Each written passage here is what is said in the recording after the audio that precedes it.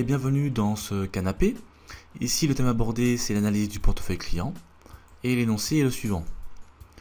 La société Canapé est spécialisée dans la vente de canapés haut de gamme. Vous êtes responsable des ventes pour la région Île-de-France.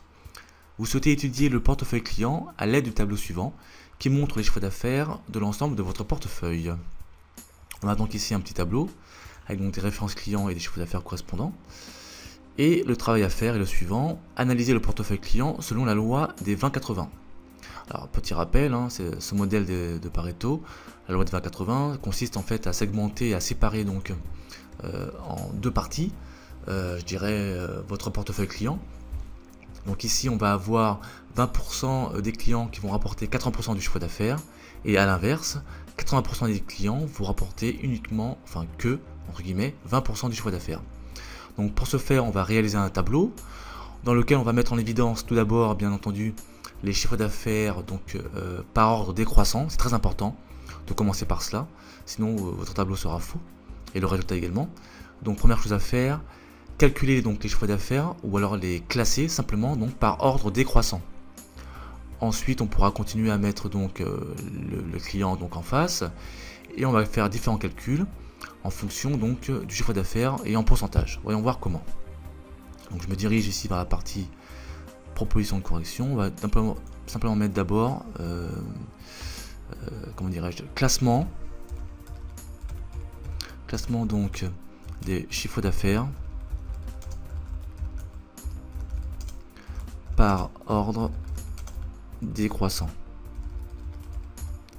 Donc on va mettre étape ici.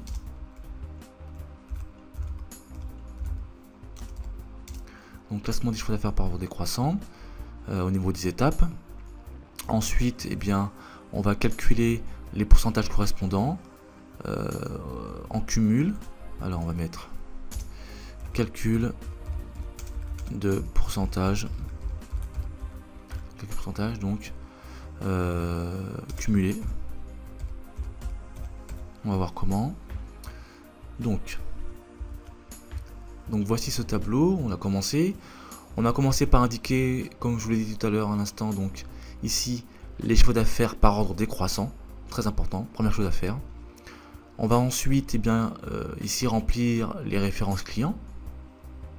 Ensuite la colonne suivante, pourcentage du chiffre d'affaires global, ça va être le rapport du chiffre d'affaires sur le total ici. Ensuite on va faire des cumuls de pourcentages, on va voir comment. Et ici, on va faire la même chose au niveau des clients. Bien, tout d'abord, on va remplir cette première colonne de référence client. Bien. Pour remplir cette colonne ici, pourcentage de chiffre d'affaires global, on va donc faire le rapport 55 000 ici donc pour le premier client, divisé par le total ici 167 760, l'ensemble multiplié par 100 puisqu'il s'agit d'un pourcentage. Cela nous donne 32,78%. Donc 32,78%. Ensuite, nous aurons ici 28,02, c'est-à-dire que le calcul est le suivant, 47 000 divisé par 167 760, c'est-à-dire donc 28,02. 28,02 et ainsi de suite. Donc voilà pour les pourcentages. Alors on n'est pas obligé de mettre le sigle à l'intérieur puisque ici en tête de colonne on a mis le sigle. On voit très bien ce que c'est, qu'il s'agit bien donc des pourcentages. Bien entendu, ici, on doit avoir au total 100%, sinon il y aura un souci. Donc voilà pour la colonne pourcentage de chiffre d'affaires global. Ensuite, dans la colonne suivante, c'est-à-dire ici, pourcentage de chiffre d'affaires global cumulé, on va donc faire une addition, des cumuls. Dans un premier temps, on va recopier ici le 32,72. Voilà. Et ensuite, le cumul consiste à prendre 32,78 plus 28,02, ce qui donne 60,80. Ensuite, autant pour moi, donc 60,80. Voilà. Ensuite, donc, 60,80 plus 9,33. Ce qui donne 70,13 et ainsi de suite. Bien entendu, ici, on doit avoir 100, sinon il y a un souci, puisque on additionne au fur et à mesure, et forcément on a 100% ici à ce niveau-là. Ensuite, concernant la colonne suivante, eh bien ici ça va être 10, pourquoi? Puisque on calcule ici un pourcentage, c'est-à-dire un client sur, alors je vous rappelle qu'il y a 10 clients, donc un client sur 10 clients, ça fait donc un dixième, ça fait donc 10%. Et au fur et à mesure, ce sera toujours pareil, puisque on va dire un client sur 10 clients. D'accord? Donc ici, dans cette colonne, on va uniquement avoir 10. Donc on va indiquer 10. Voilà.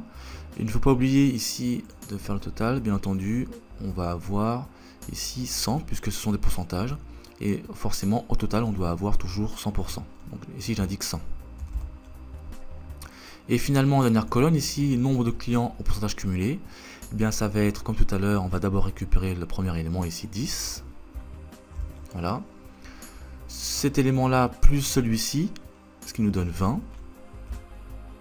Et ainsi de suite. Pour conclure dans ce tableau, eh bien, il faut regarder dans la colonne pourcentage du chiffre d'affaires global cumulé, ici. Et regarder à peu près où on trouve 80%, c'est-à-dire ici, 77,82.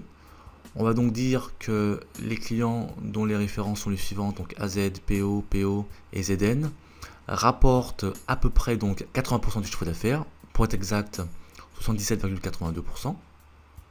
D'accord? Et que les clients suivants, donc PQ, LK, FR, GH, UQ et DD, rapportent donc le reste 20% du chiffre d'affaires. Donc concrètement, un suivi plus régulier sur ces clients-là, sur les premiers donc qui rapportent un gros chiffre d'affaires, 80% à peu près. Et je dirais, on aura, comment dirais-je, un suivi un peu plus sommaire sur les autres clients. Voilà ce qu'on pouvait dire donc sur cet exo vidéo. On a donc la catégorie A qui concerne ces 4 clients-là, et la catégorie comment dirais-je, B, c'est-à-dire les 20% sur l'autre partie. Voilà, cet exo vidéo est maintenant terminé. Je me dirige vers la partie énoncée et je vous dis à bientôt sur exo vidéo.